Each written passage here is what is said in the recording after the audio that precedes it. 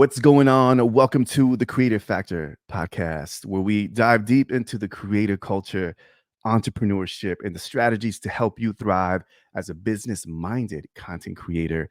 I'm your host, who loves you the most, Ozeal.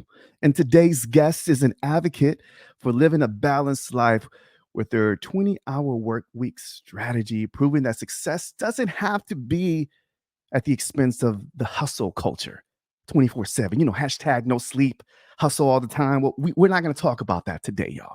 We're going to talk about the other side. She's not only a tech educator, she's also a YouTube content creator, a speaker, how to work less and live more by leveraging tech and YouTube. Creator Factor fam, let's welcome to the show none other than Lashonda Brown in the building. Lashonda, how are you feeling? I'm feeling incredible. Your energy is so good. So let's buckle up and share some secrets, shall we? Let's go. Let's share some secrets. Let's get right into this, because one of the things that really stood out, and I share this with you, is I love the mantra of work less, live more. And as a matter of fact, even prior to calling this Creator Factor, I was going to call this the Mindful Creator, because one of the things that I'm really big on is being intentional about the way we roll as content creators, the way we live, and creating a lifestyle centered around the things that we love doing. And I'm curious to know, what was your why, behind this mission with helping service providers work less and live more by leveraging tech and YouTube? Share with us a little bit more about that defining moment and why tech and YouTube. Yeah, so the funny thing about that phrase, I remember when I decided to title my keynote that, I was actually afraid of what people were going to say, because I knew as soon as that phrase came out my mouth, people were going to be skeptical. And they would say, okay, yeah, that sounds cute. But I got to get paid. I have a family to support, or what have you. And so I knew that if I was going to make a claim like that, number one, I had to prove it with my own life.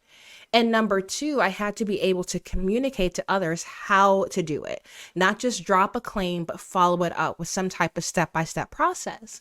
And so the reality was, everyone was talking about making money in your sleep and passive income. And I'm like, all of that sounds amazing, but what are you doing? And don't put it behind a paywall. Tell me now, what are you doing to actually make that happen?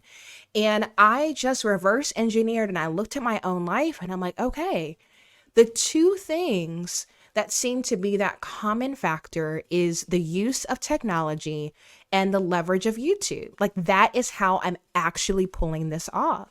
And so what I decided to do was that I would embrace that. And I would start calling myself a tech educator and a YouTube coach for those burnt out service providers who were so tired of selling their time for money, but had no other option. And so I said, you know what? I have been a service-based entrepreneur for over a decade, owning a video production company and doing small business and corporate and government. And I wanted a new job. And so I decided, okay, what can I actually do without burning everything down? Because I'm not going to go work for somebody else. That's not going to happen. And so I thought, okay, I have a skill set of content creation. I've done this for other people. What would happen if I did it for myself? If I was the client and the distribution channel, could I actually get paid? And for an entire year, my first year doing YouTube full time, I didn't sell anything because that wasn't my focus. I was like, okay, I just have to prove this model. And I remember around September, I started getting angry comments from my followers saying like, we want to reciprocate and you don't sell anything. Give me your Cash App, give me your PayPal. Wow. And I'm like, that's so tacky, y'all. We're not doing that. So I was like, okay, let me figure out a non-tacky way for me to take support without making a course or a product. And so that's when I set up my Buy Me a Coffee, because I thought, if you must, do this instead. And then after I finished that first year doing YouTube full time, I was able to say, okay, this is what their problem is. This is what I'm willing to do. This is how much time I'm willing to dedicate to it. Now I can sell you guys something. And they bought it and we're good.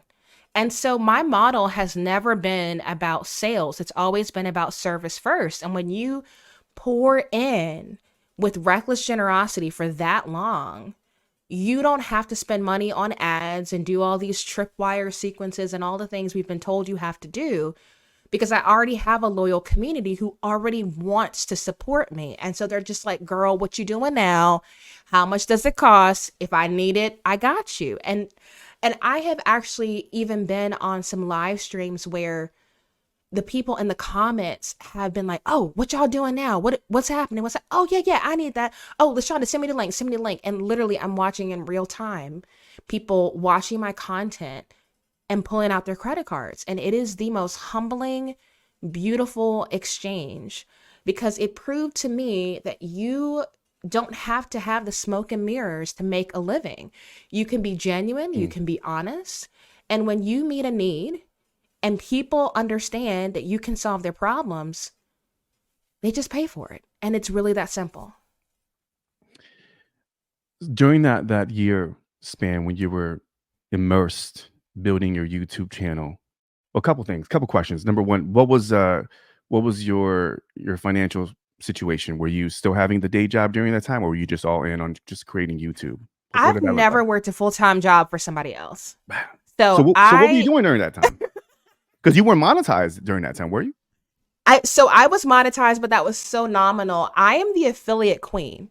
When I tell you I am the hype person for everybody else's stuff, I didn't need to sell my own stuff because I was getting actual passive income. I would make content and the companies would reciprocate through commissions. And that helped me get on the radar of Canva and Flowdesk. And so I became a Canva verified expert. That's right. I became a Flowdesk University instructor. And so I didn't need to sell my audience anything because the tech companies paid my bills through affiliates. So And that was during that not time. Amazon affiliates. That Yeah. was during So that it was time. the affiliate income that I was able to, at the time, I was leaving a career as a Squarespace top level expert for my own marketing agency. And I would help my husband with his video production company. So I was still helping him with some stuff. But I was not doing any web design. I was like, I'm done. Even though Squarespace was sending me all these leads, I'm like, I don't want to service these people. I just want to create. And so, yeah, people would just click the links in my YouTube videos. And that was enough for me to live off of. So I'm like, great. I was able to replace my web design income. And I just kept it moving. Wow. What was the frequency like? Were you publishing a video a week or live? What was that flow going? Your girl was inconsistent as crap. I mean, really, I really broke every rule. I remember I said, okay, I'm going to do weekly uploads because everybody says you're supposed to. Right. And I got to November and I had done 27 videos and I'm like, oh no. Like, what have I done? So I literally came up with the 25 days of Canva and did 25 tutorials in 25 days. I love that. And my soul died a little bit, but the content got made. And I ended the year at 52 videos as if I had done weekly, and all was well in the world. But truthfully, I mean, I struggled because it's so different when you're the client. You know, when a client gives me a deadline, I can meet that all day long. But when there's no boundaries and no limits, big challenge, it's almost like too many options. Yeah. And I would just get in my head and not post. So for all of those people out there who are just like, I can't do this. I suck at consistency. I'm like, we've all done it. We've all had to figure out, how can I make myself care consistently enough that this can be my job? And live streaming really became that thing that would tether me to my chair Mondays at 10 and help me remember that this is not my hobby anymore. It's my job. And that pivot really helped me to understand, although I love this and I think it's fun, it's how I make a living. And so mentally, I had to unlearn how to not treat YouTube like something that was optional and look at it more as, no, you just happen to love your job and you don't know what that feels like, but that's what this is. And so live streaming for me was that pivot point. I love what you just broke down right there, because what I'm hearing is it was just that mind switch where a lot of creators, they flounder and they're just kind of, just messing around with the content. And then they're like, I'm not building any business or wealth or well, because you need to treat it. It's that mindset switch of saying, okay, this is no longer a hobby or a thing that I do as a side hustle. this is going to be my main hustle. I need to treat it where it's going to require discipline, commitment, consistency, and showing up for my people. And then that's the way that works. So I'm glad that you broke that down, because I think a lot of us, especially creators, are kind of getting into the business side of things. I think the best advice that I got from a YouTuber who had over 1 million subscribers, like, whenever you do this, treat it like a business. And I know it's something I struggle with, but the fact that you acknowledge the value and how you can monetize through affiliate marketing, I mean, you got on that game early on. So that's a great tip for a lot of content creators that are watching, listening. Is affiliate marketing is probably that gateway to getting paid, right, Lashonda? Well, and especially the people, the beginning. phrase that you're looking for is recurring. That's it. When you see word. recurring commission, Like baby, say less, say less, say less. Because that one-time payout life, that's cute. But when you tell me every time a person pays you, I get paid, that's the real passive income that people will not just be honest about.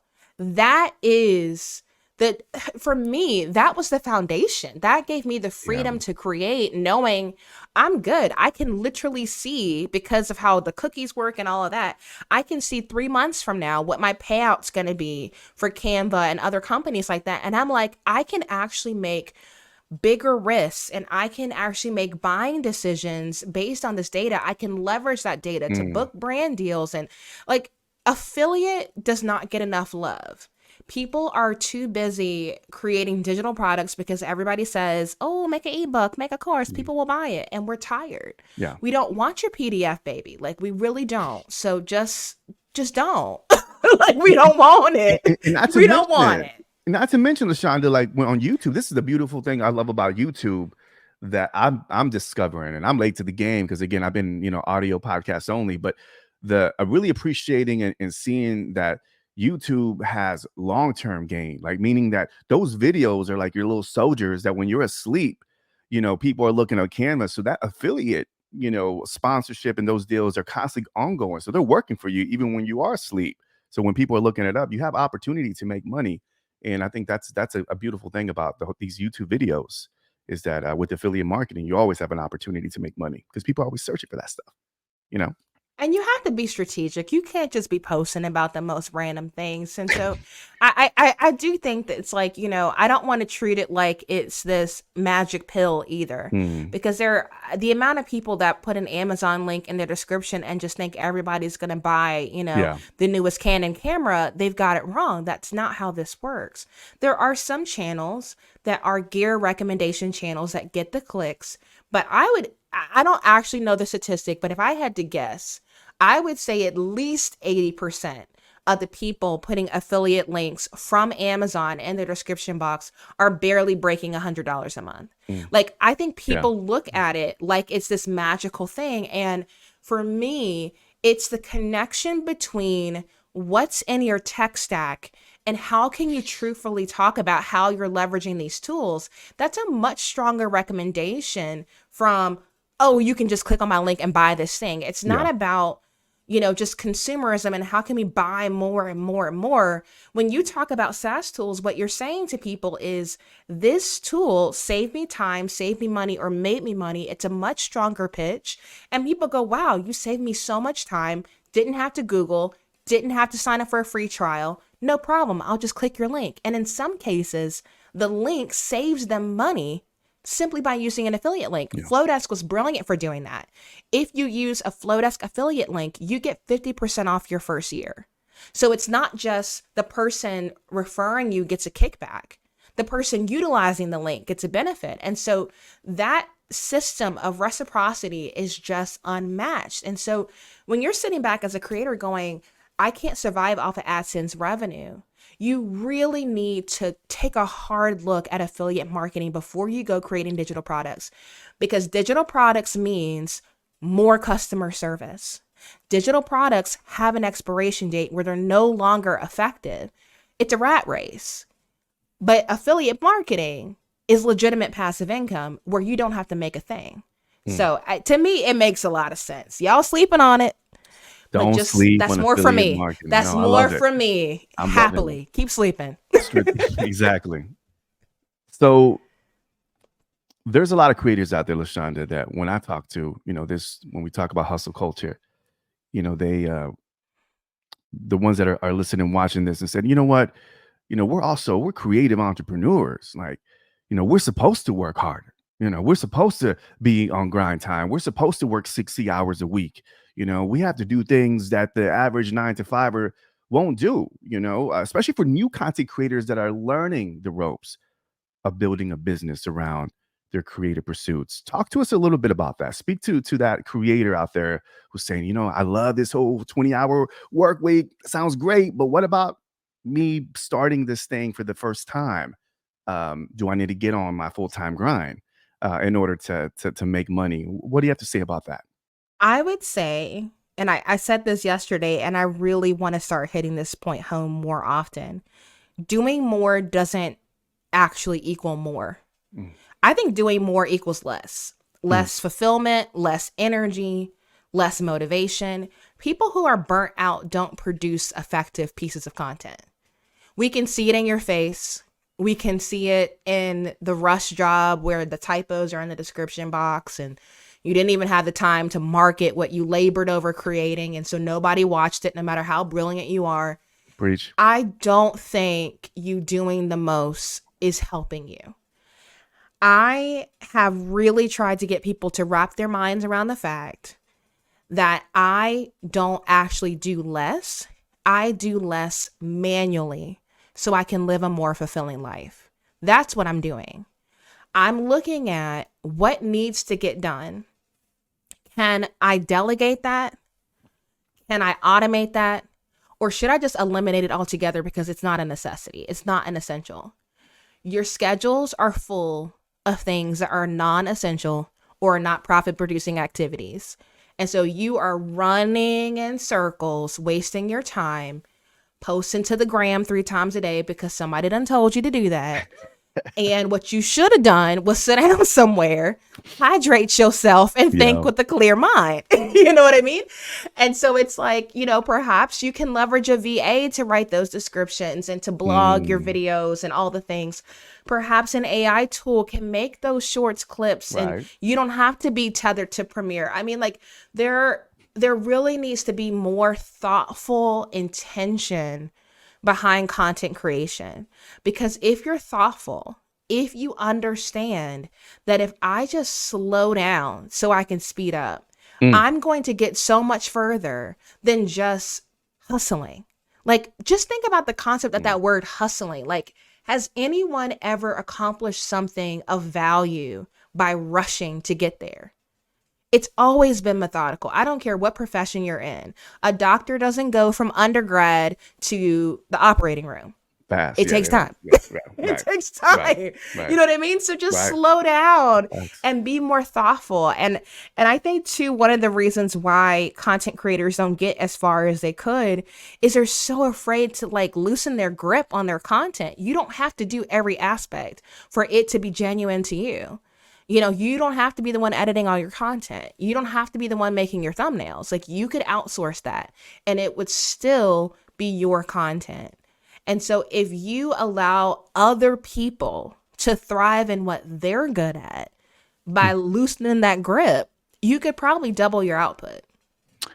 Let's break down resourcefulness, because let's talk to the creator who said, hey, that sounds great, but what if I'm really bootstrapped? Like, I really don't have the budget to hire a VA or to delegate these tasks. Now what? And to add to that, Lashonda, I think when you hit it, I mean, you hit it right there. You dialed it in when you said something about we do busy work. And I do feel like, even myself, I'll put myself out there. I know there's times where I'm like, man, I'm doing all the things, and I'm like, am I doing the right things? Like, I feel like I'm doing a lot, but I'm not doing the right things. And I feel part or I think the major challenge for creators is just working, really figuring out what are the right things that are really going to move the needle, and not mess around on social, not do all the things that are really not going to help me grow my business. Speak to that creator again that is bootstrapped, doesn't have time, or doesn't have the money to hire a VA. And then how can we structure our days to be a little bit more efficient? What do you recommend? All the things. So let's start with this. You have to have the mindset of a scientist. You have to look at your marketing efforts as a test. Nothing is permanent. Nothing is that serious. So some of y'all are spending so much time on social media because you're laboring over that content. And I'm like, The okay, real work. you know what I mean? Like, Yeah, that's yeah, yeah, yeah, cute. But like, yeah. do you get paid to post to Instagram? I mean, maybe I'm wrong. I think I get paid to post to YouTube. So at the Mm, end of the day, you mm, need to start tracking your marketing efforts and treat them like a test. What is your hypothesis? I think Instagram will grow my YouTube channel, but go in your analytics after 90 days. Did you get traffic from Instagram, or did you just feel like it mm. was helpful? You know, a lot of people don't know. They don't know how they're making money. They don't know where the signals are because they're not tracking them. Yeah. And because they're treating them like strategies and not tests, they're so unwilling to just stop if they aren't getting the ROI. And so I'm like, look, nothing is that serious. Calm down. What do you think is going to happen? Does the data back it up? If so, keep going. If not, let it go and try something else. It's okay. I am getting so much traction on LinkedIn. I would have never thought that. That was not my guess. But I'm looking at the data, and there are professionals who are not being served with high quality content on that platform that are willing to actually click and go watch my content. So am I tethered to Instagram? No, I am not. I have like 18 public posts right now. Like, it's great. I love it. And my whole thought process is when I finally gave myself permission to just let things go that aren't serving me, it freed me up. That's free. Yes, it would be great to have a VA. Yes, it would be great to have all these software subscriptions to, leverage AI and all these things.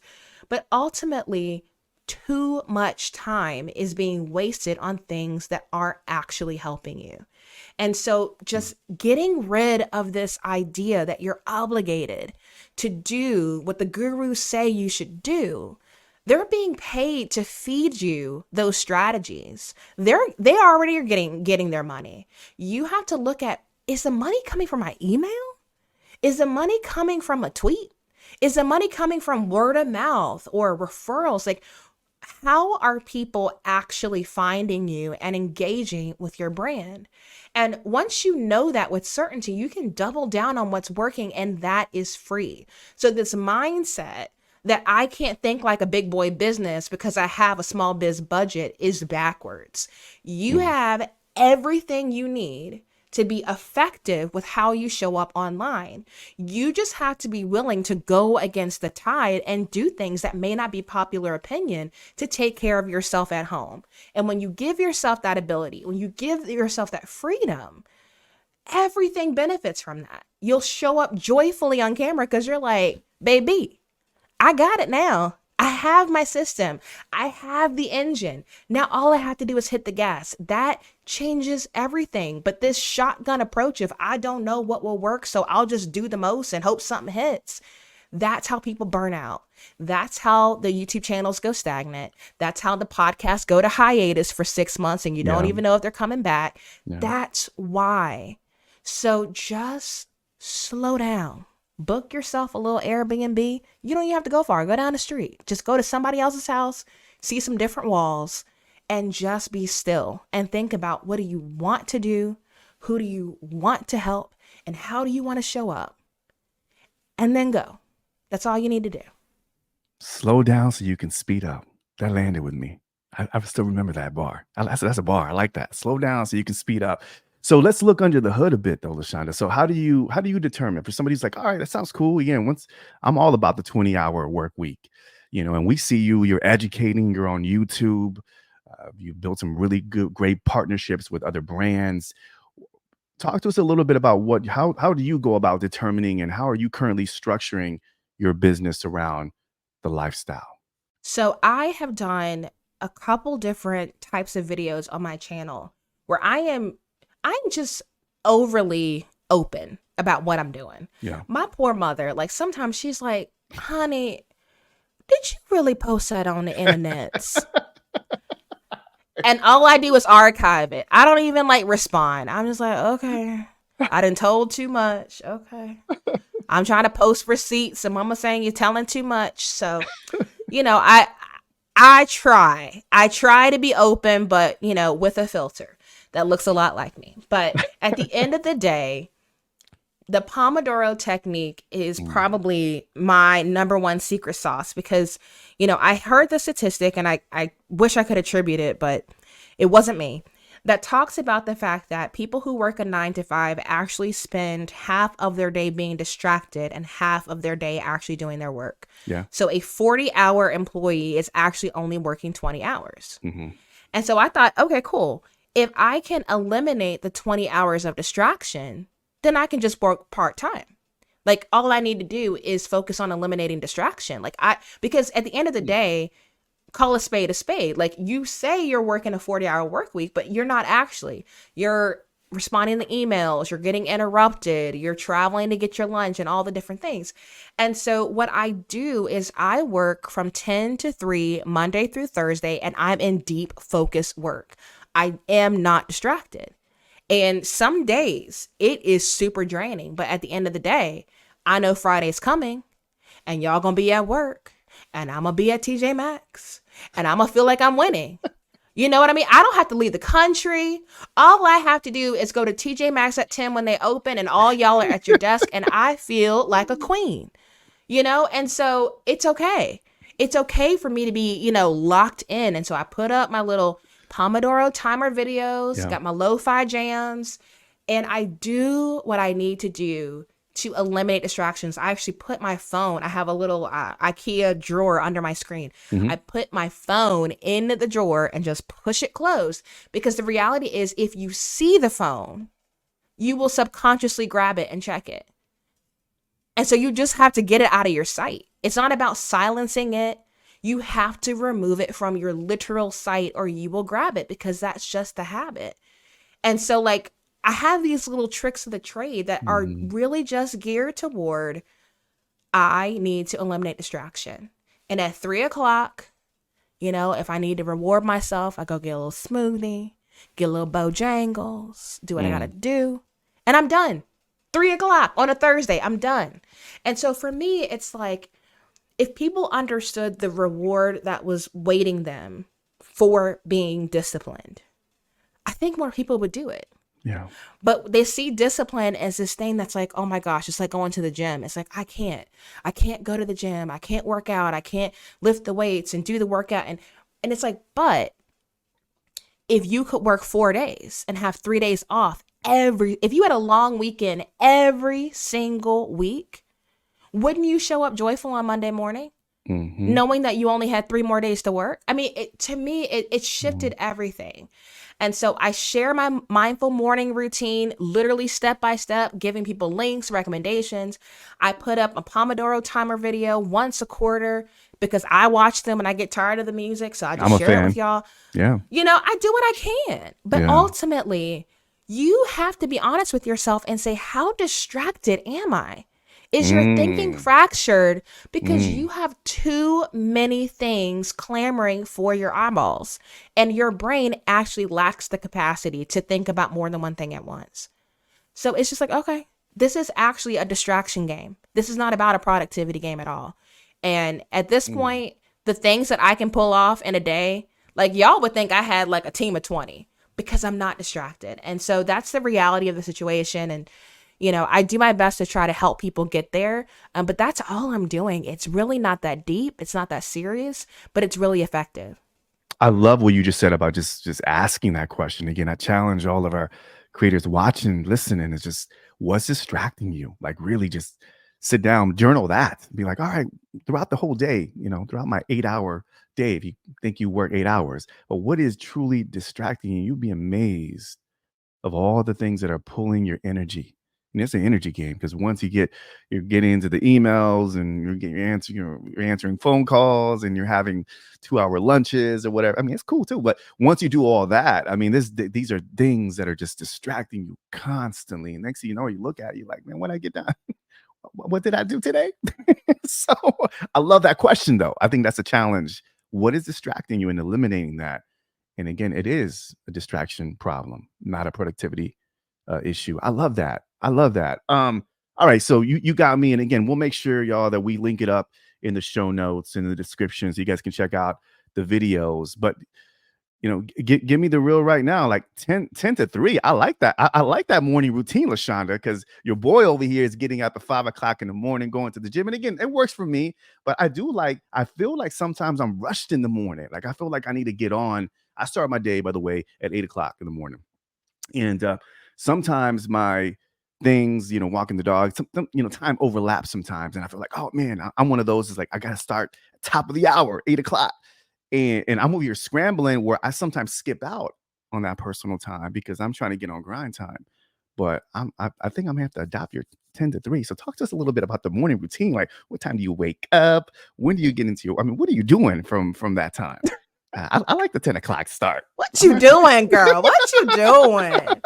Yes. So of course, I had to make a steal my mindful morning routine video. So it's out there, unbeknownst to my mama, it is on the internet. Showing too much. But here's too much. You're doing too much. Okay. But truthfully, I do 5 things, and hopefully I can remember them all. So I mean, here's the thing. Someone told me that when you exert yourself to the point of like literally sweating, so you have to push yourself enough to sweat. But when you exert yourself and you actually start to perspire, it has a similar effect on your brain as 20 milligrams of Prozac with none of the side effects. Wow. And when I heard that, I was like, okay, I have to reframe my mindset about exercise, because if I'm just in a better mood when I start my day, my work's going to be better. You know what I mean? Yeah. And so I'm like, okay, well, it's actually not about how hard I'm working out. It's just about pushing myself hard enough to actually exert myself. So I literally call it my morning twerkouts. I'm not even going to lie to you. That's what I call it. And I got a range, depending on what I'm in the mood for. So it's like I got beginner, intermediate, and advanced in the video. And it's like you could do the Grow with Joe walking workouts. You could do what's his channel? Mike something. He's a middle ground. And And 8 Fitness, they doing the most. But the Missy Elliott one, woo, it's so good. And I have my little dumbbells in my hands too. And here's the thing. It's just about, like, that's not going to make me a ripped bodybuilder, but what it is going to do is start my day joyfully. When you are getting down to get your freak on with some dumbbells at 5:45 in the morning, like, how can you not smile? How can you not laugh? Yeah. Like, it's hysterical because, like, everyone else is stressed about their life and you're literally twerking before 6 in the morning. It's hysterical. And I'm like, okay, I love that for me. And so, I either do that or go to the Y. And so I get my little workout in. I meditate, because you got to slow down too. So I get my meditation on. Gratitude journal, that releases dopamine too. So I got to remind myself that regardless of what's happening, life is great. I just have to remind myself of that daily. No matter what, life is great. I pray because I love Jesus. So that's what I do. That's my life. That's my story. And what else do? I do something else. There's the 5th thing. But at the end of the day, I am starting my day essentially pushing myself to the point where I love my life and I love my job. And if I can get there by 8:30, cool. If it takes me till 10, fine. But by the time 10 o'clock rolls around, I am focused. Yeah. I am energized. I have a clear mind, and I'm good to go. When you try to hit the ground and just produce, it never turns out well. That's facts. So why do it? Why do it? And I meal prep. So then it's like, pass me, hook me up in the crock pot. How nice. Tidy up downstairs. And I listen to a gratitude soundtrack where, like, almost every song is either thank you or life is good or whatever. It's going to be a good day. And so you just have to set the tone for the day you want to have and then go open your inbox. And sometimes it's not as happy as the morning twerkout, but you got your mindset in the right place to handle and receive that person that thinks that there's a fire that doesn't need to be put out at all, you know? But if you open your inbox as soon as you wake up and Mm, you consume before you create, mm, it doesn't work. facts, So big facts. just Yeah. get that out your life. And so I honestly, my friends think I'm hysterical. They're like, "Girl, you have lived 9 lives before I got out the bed." And I'm like, "You know, you're not wrong." Am I at Kroger at 7 when they open with the stock boys? Yes, I am. But do I feel like a queen when there's no line? When I can get my groceries in 20 minutes? Listen to my podcast? Yes, I do. Yes, I do. So it's just like you find the joy in those things that are mundane. So when the amazing things don't happen, you can still live a joyful life. You're not waiting for the big break for you to smile a little bit. You can smile going to TJ Maxx. You can smile going to the park and watching the sunrise. You can smile going to Kroger and getting your groceries when your mind is right. Mm. But when you're in that hustle state, you just want to burn everything down and get done as quickly as possible. And that's just not a good headspace to be in. So what I'm hearing, Lashonda, is give yourself grace and space to just slow down. Slow down, y'all. We don't need to go on hustle, you know, full throttle mode in the morning. Relax. Um, what's your biggest challenge right now, Lashonda? Patience. Mm, Oh my gosh. I have so many things and I'm like, oh, I wish they were done like right now. But I know that anything of eternal significance happens in community and it takes time. And so I'm like, okay, I just gotta wait. It's gonna happen. It's gonna happen. And people will see what I've been looking at for months. But I have to be patient. And I have to be willing to exist in the messy middle, knowing that clarity is coming. And it's mm, like, there's just phases, you know? Like I'm mhm. beta testing my membership right now, and like everything in me like wants them to see how gorgeous my Uscreen app looks. And it's like, but it's not time to flip the switch. You know, I wanted to have an affiliate program from day one. That's the biggest way that I can give back to my community is giving them commission for sharing the story. And so I'm like, nope, you got to take the time. You got to do the photo shoot. You got to do the branding. Because when they look at that website, when they go to download that app and they see the level of intention that went behind everything they click on, it's a wrap. But if I just rush it just to have it done when I already have an intermediate solution, no one benefits from that.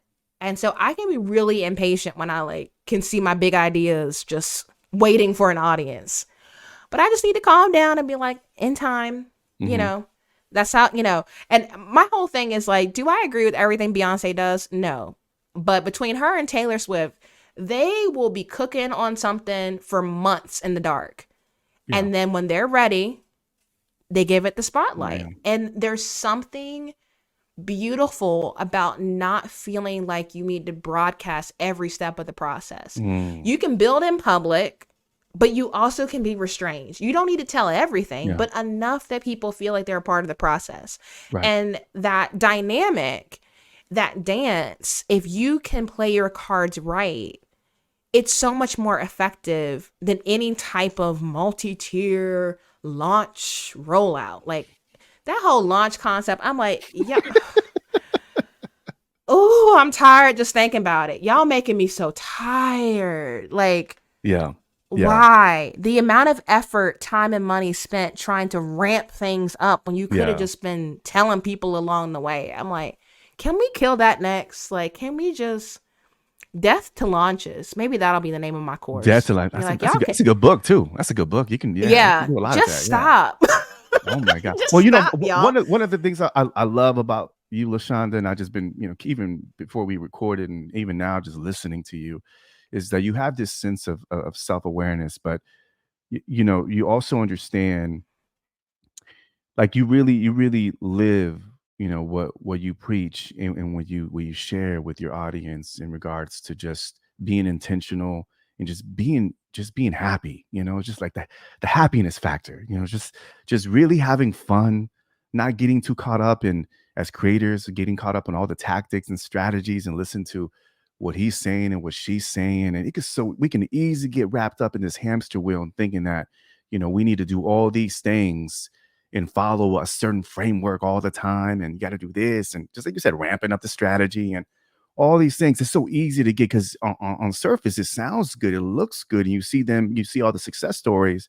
But I'm like, yo, is that really aligned with who you are? Is that really about your vibe? Would you enjoy doing that, or would that take the joy out of you? And I love the fact that you are just kind of talking about a different aspect of becoming a successful, in our case, a creative entrepreneur, that you don't have to get all caught up in all that craziness. Because you're right. I mean, Beyonce and Taylor Swift, the biggest pop, figures out there right now. You're right. It's great to share in public what you said, but there's something special about not announcing everything to everybody just because you feel the pressure that you're not going to be relevant, or you're not, you're not this influencer.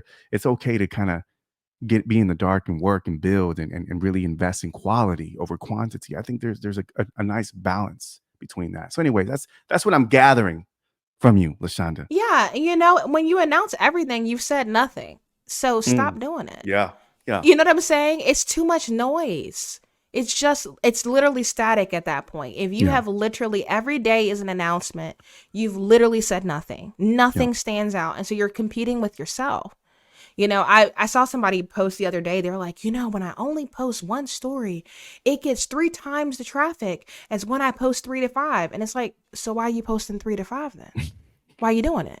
You already know. He said it. You know what I'm saying? She's doing it. They're telling me 3 to 5 a day. And I'm like, but if they're not watching it, if they don't want it, why are you doing it? That's one more thing you can take off your plate, And so I just, it's so funny to me because I feel like, a freaking evangelist sometimes where I'm just like freeing. I'm like, loose these chains, y'all. Let it go. Because I think so many people think they have to implement somebody else's business model to be successful in business. And it's like, that's literally the opposite. Because if they have taught you their business model, all they've done is train their competition. And they were already at it before you. They're going to win that game. The only game you can consistently win is being yourself, because there's only one you. There is no competition when you lean into who the heck am I and how can I show up in the world and uniquely help them in the way that I'm uniquely gifted to do. There is no one who can duplicate my story and my technique, because it's me. Everything you look at is me all day, every day. Do you see other tech experts in a greenhouse, in a sundress, with cute shoes, reading her Bible? No. And that's okay. Am I an odd duck? Perhaps. But I'm living my best life. And I think giving yourself permission to be one of a kind and say, you know what? There's comfort and feeling like there are other people similar to you. But there's more money when there's only one you. Which would you prefer? I feel like we could end it there, but I have 2 more questions for you.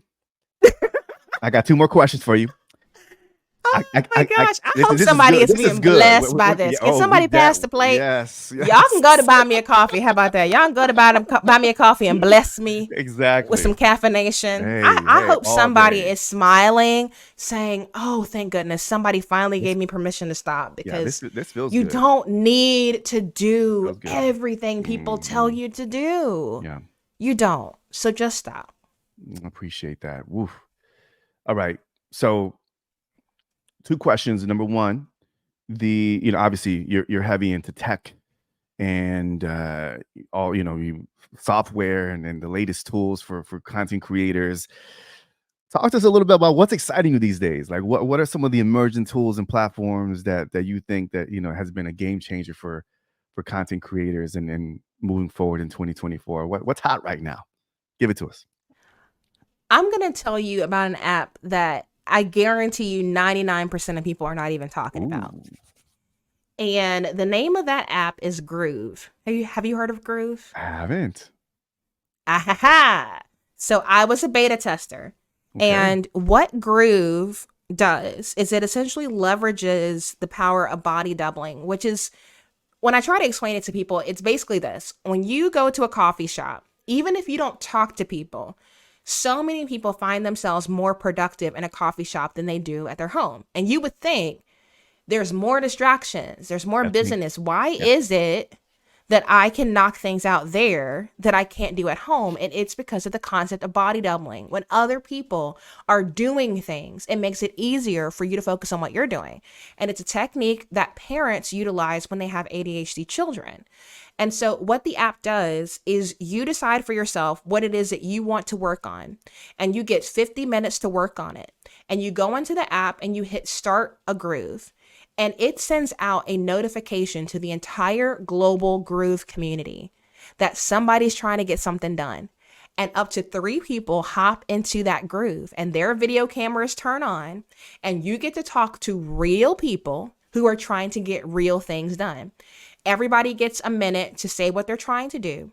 And then it switches to a countdown clock and just text. And it counts you down from 50 minutes to 0. And you can see other people checking off their task of what they got done in that groove. At the end of the groove, you come back and you say how it went. And if you feel like you need more time for that same task, you could say, oh, I want to do another one. And it sends that same group of people into another groove without sending out another notification to the community. And the reason why I love Groove, I actually was on Groove in the summer of 2021, and I said, I wish I could be a full-time YouTuber. This community has watched me go from being a hopeful web designer to a full-time content creator with 6 people. I am like one of their biggest case studies of what can happen when you have accountability and support, even though you don't have a team. And when people hear this and they start using this app, like they get it, because it's like, oh, wow, somebody's cheering me on to get that video out. Somebody's cheering me on to get that post on my blog. Somebody's cheering me on to get that podcast transcription done. And you're not sitting there going, I have to summon up motivation within myself. I can leverage tech to get more done because other people seem to care that I'm trying to be productive. And so I will tell you, if you are not only a creatorpreneur, but a solopreneur, you need to give this app a try. Okay. Because I honestly believe what you're actually lacking is community, not more motivation. So I love it. Oh, I think it's great. Groove, so GROOVE app. Mm-hmm. And if you go to LashondaBrown.com/groove. Now I'm not an affiliate yet. I rep them like I am. One day they will have a program. Okay, they literally just rolled out a beta. Like when I tell you this is a new app, I love the it. co-founder actually lives up the mountain from me. He and I have hung out on the farm. Oh, okay. Wonderful, wonderful guy. And literally they have a team of 4 running this app. It's crazy. 2 of them are in Jerusalem. One is in the mountains of Virginia and one is in New York, who used to work for Seth Godin. And the 4 of them rock it out. Okay. That's a brilliant idea. I don't know. Yeah. I mean, I'm all about the Pomodoro technique, but I think this right here may be it for me, Lashonda. You need to try it. I would love to groove with you. A lot of creators do it. Okay. Definitely going to check that out. I'm going to make sure that we link that up in the description. All right. So last question. This is good. Lashonda, we have to do part 2. Jesus, this is good. It's fire. Okay. All right. So if there's one creative factor that every creator should learn and master, what would it be?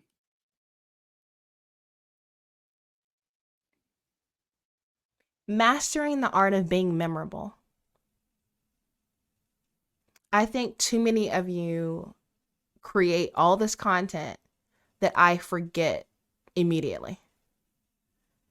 You have to figure out what is it that you can say, how is it that you can present it to make you memorable. Because if I remember who you are, I'm going to refer you. If I remember who you are, I'm going to watch more things from you. If I remember who you are, I might actually buy from you. But if I've forgotten you existed, the content didn't serve its purpose. So you have got to be memorable. You have to be that person that people are like, oh my gosh, have you met so-and-so? Have you watched this video? You have to be that. And until you hit that that place, that platform, that pinnacle, you haven't actually served your audience well. You have been testing things in public, you've been trying things out, but you feel it. You feel it like literally in your soul when you're like, oh, they gonna share this. They gonna like this video. They gonna comment on this video. Oh, that was good. When you feel like, wow, this is gonna resonate with them for days after they watch it or they listen to it, that's when you have truly hit your stride as a creator. But until then, you're just trying things out, and give yourself grace for that season. But what you're trying to progress to has nothing to do with your bank account. It has everything to do with, do I remember that interaction with you? Because if I remember it, I will support you for years to come. LashondaBrown.com. Make sure y'all check out Bootstrap Biz Advice. That's the YouTube channel. We'll make sure, once again, we have everything linked up in the show notes description. Lashonda, it's been a little slice of heaven, my friend. It's been a pleasure connecting with you. Just your vibe, your energy before, during, even after. You got me wanting to put on some Missy Elliott and twerk after this. I don't know. You got me going.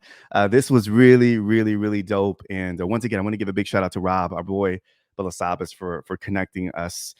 This has been fun, and I want to just honor you for everything that you shared with us today. I think it's important to be able to share this for our creative solopreneurs, the importance of mindfulness and understanding the importance of giving yourself space and grace to slow down so we can speed up. So thank you, Lashonda. I look forward to connecting with you again. Oh yeah, we internet cousins now, so We buckle up, baby. we family. You in the loop. You in the fam. We'll talk soon.